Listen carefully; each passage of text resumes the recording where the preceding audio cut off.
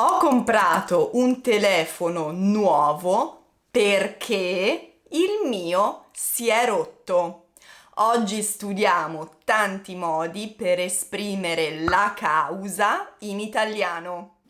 Ciao, sono Valeria e sono un'insegnante di italiano per stranieri. Se stai studiando questa lingua, ricordati di iscriverti al canale per non perderti le prossime lezioni e scarica il PDF gratuito relativo a questa lezione che trovi giù nel box informazioni. Iniziamo!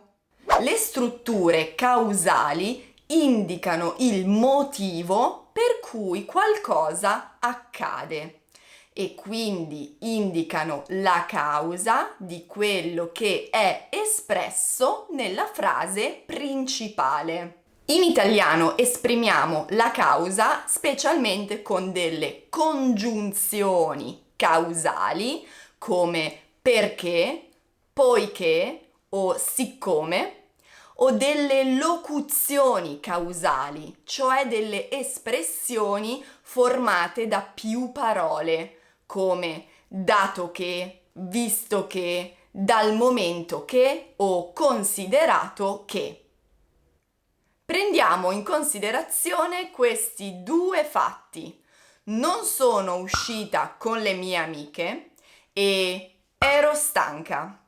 Se vogliamo mettere in relazione causale questi due fatti, il modo più semplice è dire non sono uscita con le mie amiche perché ero stanca, perché è il modo più semplice per esprimere la causa. Potremmo anche dire non sono uscita con le mie amiche poiché ero stanca. È un modo più formale e usato soprattutto nella lingua scritta, ma equivale a perché. Possiamo anche dire siccome ero stanca, non sono uscita con le mie amiche. Attenzione, se usiamo siccome dobbiamo metterlo all'inizio della frase, quindi invertire le due frasi. Prendiamo in considerazione adesso questi due fatti. Sono stata male e ho mangiato del cibo scaduto. Possiamo dire sono stata male perché ho mangiato del cibo scaduto. Possiamo anche dire sono stata male poiché ho mangiato del cibo scaduto. O ancora, siccome ho mangiato del cibo scaduto, sono stata male. Vediamo altri esempi diversi. Ho comprato un ombrello perché pioveva. La causa del mio acquisto è perché pioveva. Ho chiesto indicazioni a un passante poiché non conoscevo la strada. Siccome era tardi, abbiamo chiamato un taxi. Ora vediamo le locuzioni con cui possiamo esprimere la causa, che sono dato che, dal momento che, visto che e considerato che. Riprendiamo gli esempi di prima. Possiamo dire dato che ero stanca, non sono uscita con le mie amiche.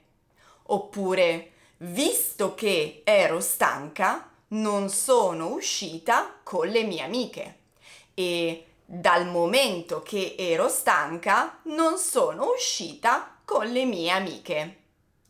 Come vedete è più naturale mettere queste locuzioni all'inizio della frase e la frase principale alla fine, preceduta da una virgola. Dato che ho mangiato del cibo scaduto, sono stata male. Visto che ho mangiato del cibo scaduto, sono stata male. Dal momento che ho mangiato cibo scaduto, sono stata male. Vediamo altri esempi diversi dai due esempi principali. Visto che pioveva, la partita è stata rimandata. Quindi la partita è stata rimandata a causa del brutto tempo e possiamo esprimere la causa con questa locuzione. Dal momento che non hai studiato, non puoi pretendere un bel voto. Dal momento che non hai studiato, indica la causa del perché la persona non può pretendere un bel voto.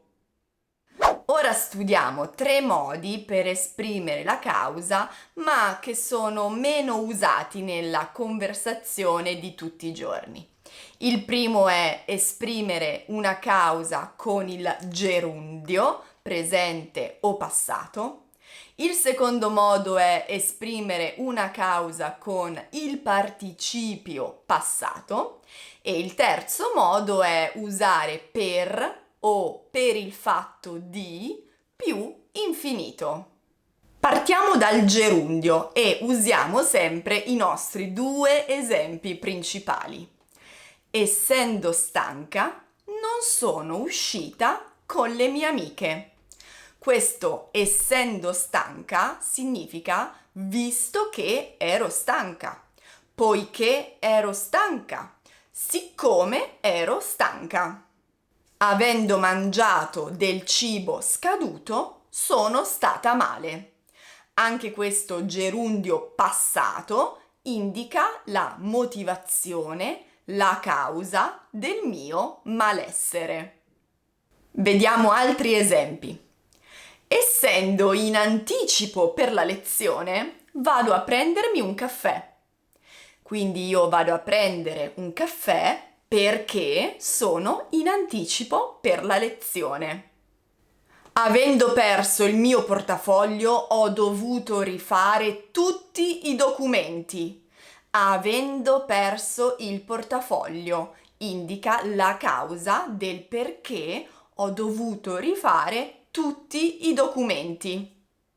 Il secondo modo meno frequente per esprimere una causa è quello di usare il participio passato con valore causale oppure anche un aggettivo. Stanca per la lunga giornata, decise di non uscire con le sue amiche. Potreste trovarlo in un romanzo. Usiamo stanca, questo aggettivo, con valore causale e indica la motivazione del perché questa persona non è uscita con le sue amiche. Deluso dal risultato, è uscito dallo stadio prima della fine della partita.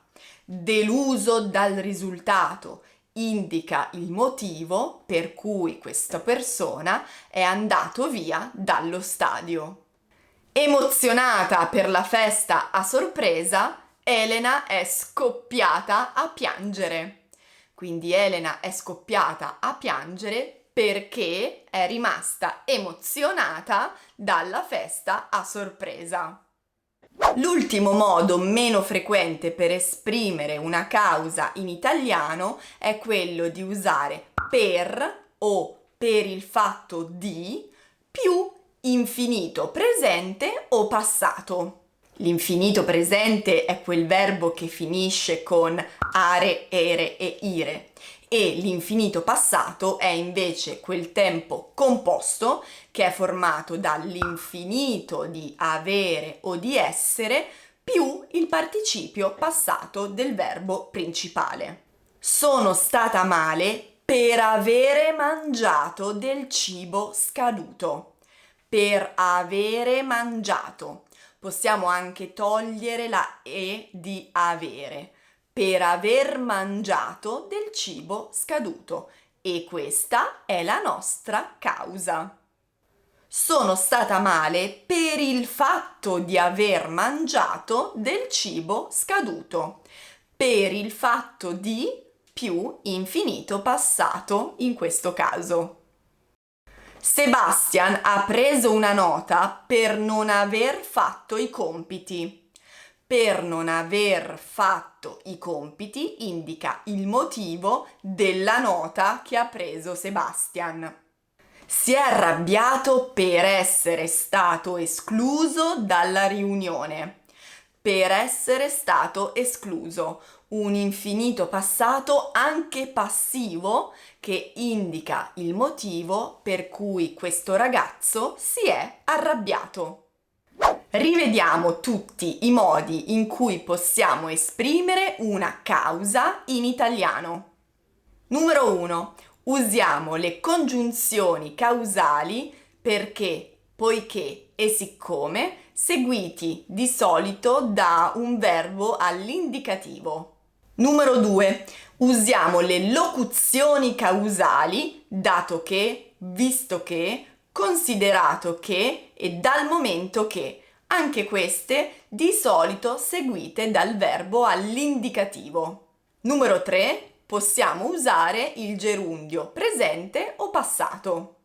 Numero 4. Possiamo usare il participio passato o un aggettivo con valore causale.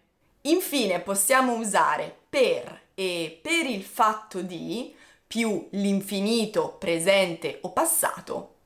Grazie per essere arrivati fino alla fine del video. Ricordatevi di mettere un mi piace se vi è piaciuta questa lezione e di scaricare il PDF gratuito relativo a questo video che trovate giù nel box informazioni. Grazie ancora e noi ci vediamo alla prossima video lezione.